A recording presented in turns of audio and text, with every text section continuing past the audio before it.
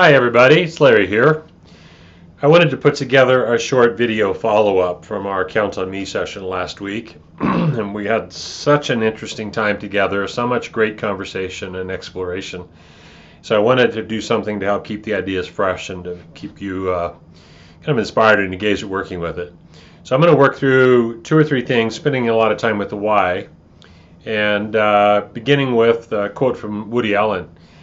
Even though he doesn't necessarily remember saying this, I saw that on the website someplace.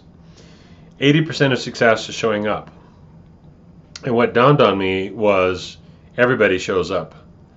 Some people show up tired, some people show up lazy, some people show up cranky, some people show up hating their job, some people show up loving their work, some people show up compassionate and courteous and inspiring and positive. So the question is, how do you show up? And so, a couple of the quotes, sometimes the bravest thing you can do is simply to show up. But the other one is from Emerson, basically saying, your behavior speaks so loudly, I can't really hear what you're saying. And that literally means if you're saying something but doing something else, I'm always going to be believing your behavior.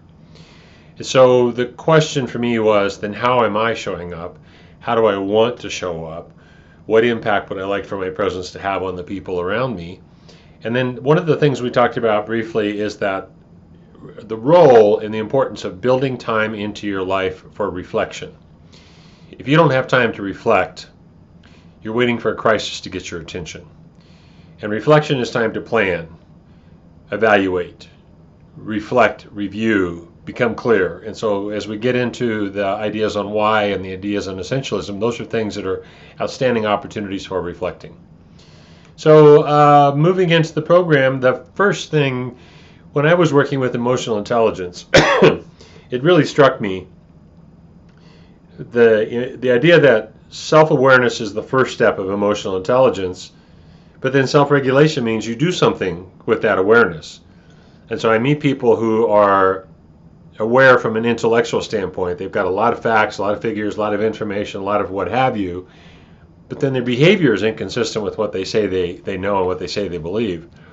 So to meet people who talk to me about health and wellness and fitness, who are overweight, have a crappy diet, smoke, can't walk up a flight of stairs, I'm like, you know the importance, but you're not doing anything. So from an accountability standpoint, reflection time, becoming more self-aware, but then also regulating yourself and being able to make progress. And I mentioned this in a couple of times, I think, and I know I mentioned it in a different training last week as well. One of the ways to regulate yourself is to catch yourself doing things right rather than always catching yourself doing things wrong. Somehow that's been ingrained in us. So catch yourself doing things well and build that into your reflection time. Please take responsibility for the energy you bring into this space. That's a sign I saw in a business in Bali. And I thought, well, I'm going to take responsibility for the energy I take into my day, into my life, because I believe what I put out comes back to me. And so again, that's that reflection time. It's like, what are you clear about? So the other thing, and I'll mention this briefly, we could spend a lot of time on this, but just this whole notion about in your life, there's this whole realm of issues going on in the world around you that are things that you could be concerned about. And if you focus on the things you're concerned about, outside yourself and outside of your ability to have any influence, your influence actually shrinks. So we had a conversation, did a little bit of mind mapping about the things that you are concerned about, and it could be everything from kids and college funds and health and car and travel and transportation and retirement, what have you. Inside your world of influence, when you're being proactive, if you focus on the things you're concerned about that you can influence, you increase your influence. What are the things you can do?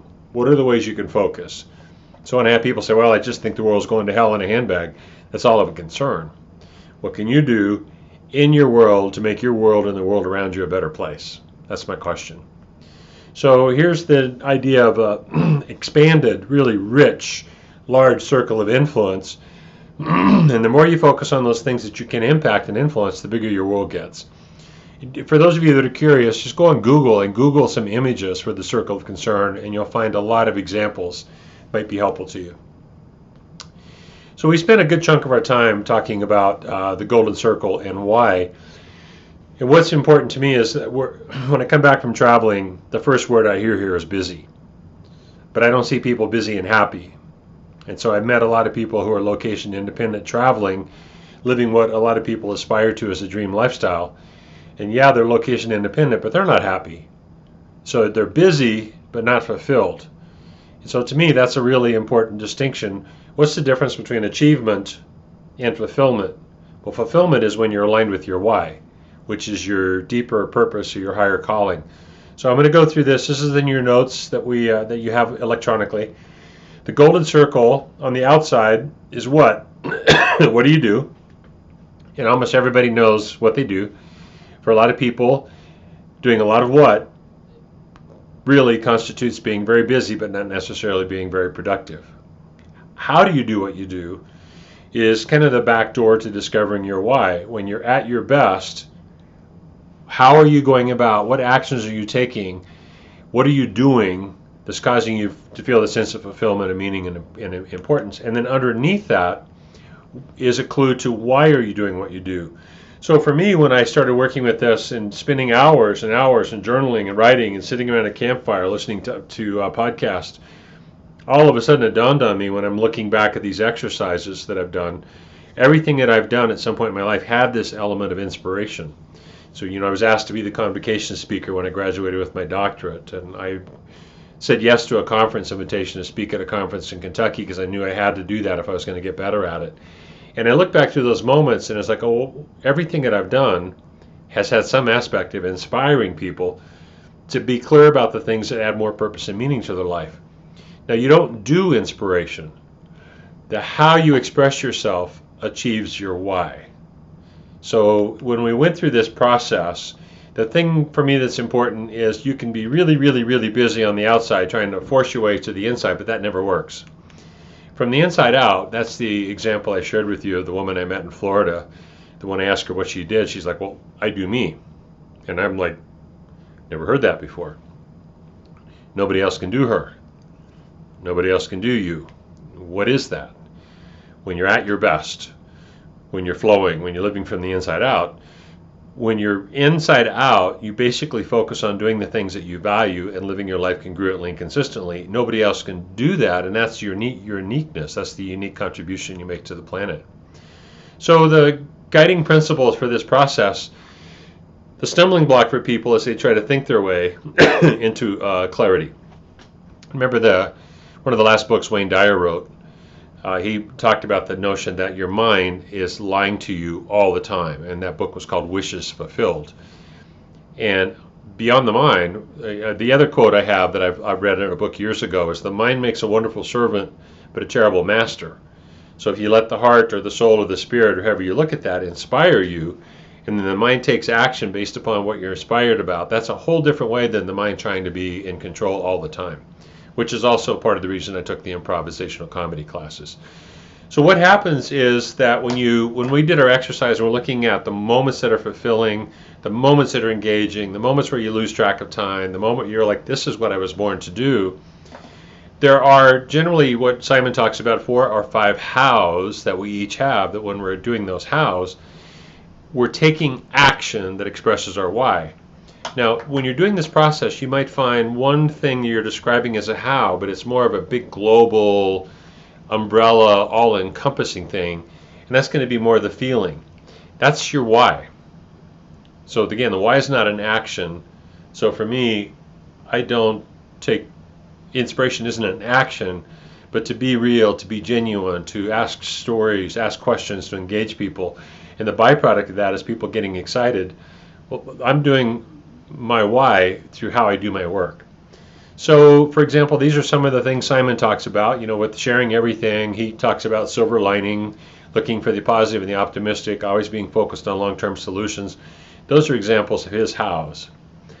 And again, it's reflection. So to be able to go to those moments and get quiet and go inside and feel, when you find moments where you felt that feeling of total and full engagement, what do they have in common? And you can't, again, analyze that, but you can get the feeling. It's like underneath here, what was the why? What was the driving force that really inspired me to do the work this way? And the last comment I'll make on this is that comment on the bottom of the page.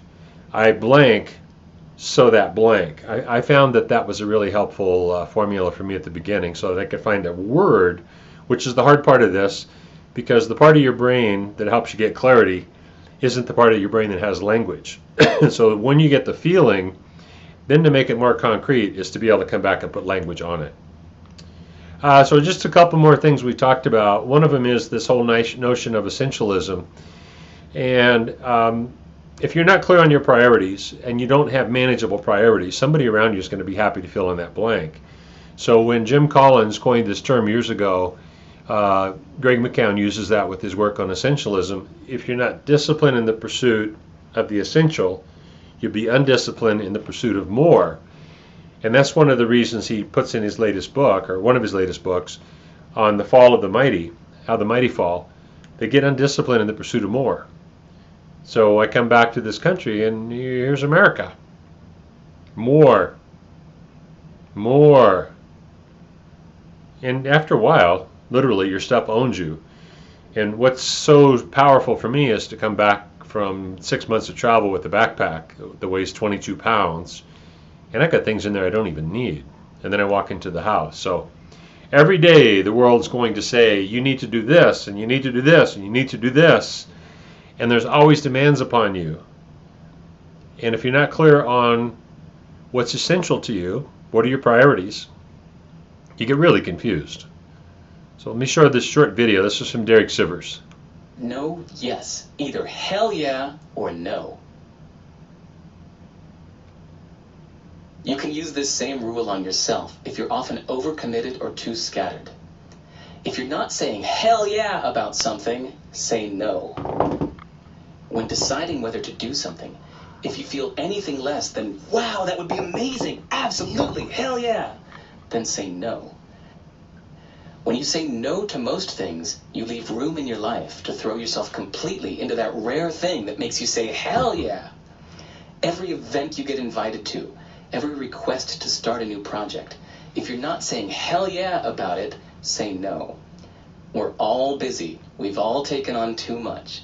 Saying yes to less is the way out. Love that short video. So to wrap this up, part of my intention is that I want to be able to share ideas and experiences that have the potential to enrich a person's life. So here's the quote that I flashed up at the end of the training. Tell me, what is it you plan to do with this one wild and precious life? Now. Not someday, not when, not if, not hopefully, but right now. What are you doing right now that's contributing to the quality of this one wild and precious life of yours? So to wrap this up, Joseph Campbell, I really enjoyed the Power of Mythology, and it impacted me. And this is a quote or some version of it that I have used often. We're not on a journey to save the world, but to save ourselves. But in doing that, we save the world. The influence of a vital person vitalizes. So that's what we're talking about. Get clear on your why. Get clear on your priorities. Manage your time. Build in time for reflection. Line yourself up. And add your vitality to the world and everybody around you that you encounter. So, awesome experience having a chance to work with you all. I'm going to put together a PDF with some links of some of the short videos and other things that you can go to. So, awesome experience. Thanks so much for the opportunity. God bless. Wish you the best. Look forward to seeing you down the road someplace. Bye.